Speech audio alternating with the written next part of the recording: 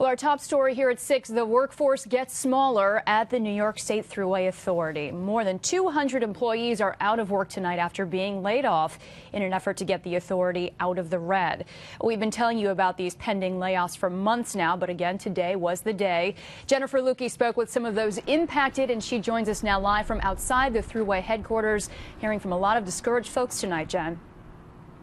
Yeah, Dory, absolutely. They were sort of hoping for a last-minute reprieve, if you will, hoping that the unions that represent them would be able to come to some sort of terms on new contracts with the Thruway Authority. But they have been negotiating those contracts for more than a year now. And even after last-minute meetings yesterday, even today, there was no reprieve, no chance of coming to terms anytime soon, is what it looks like. Now, the employees I spoke with today didn't want to do an on-camera interview because they were worried that it would jeopardize their possibility at being called back or getting another state job, but they are obviously very discouraged. They think that the Thruway Authority is picking on the little guy.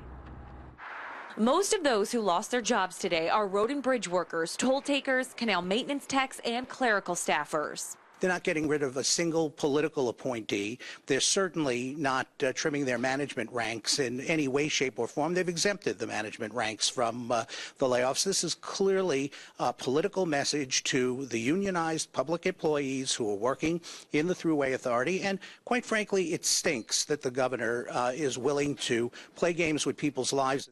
You seem to be blaming the governor. When we've talked to him about it, he said, listen, I'm not involved in these negotiations. This is between the authority and the unions. Yeah, and nobody believes the governor when he says that, because his hand-picked negotiator is sitting in on the Thruway sessions and running the show.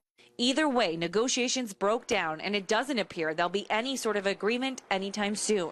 Those who were laid off today tell me they've seen firsthand a number of other operational expenses that could and should have been scaled back before cutting jobs. But now that they're out of work, they worry that the maintenance of the Thruway and the canal system itself will suffer. There is no way that you can lay off 234 people in the Thruway Authority and all of those operations and not have it affect how that authority operates. Now, aside from the 200-plus folks who lost their jobs today, hundreds more are shifting into newer positions because of civil service bumping laws and rules. They're able to shift around, but a lot of those employees are frustrated too because they say they really haven't had training in those positions and they're being asked to start them tomorrow. Dory. Jen, a lot of people trying to look for a silver lining here. Is there any chance that these workers cut today could possibly be called back later on?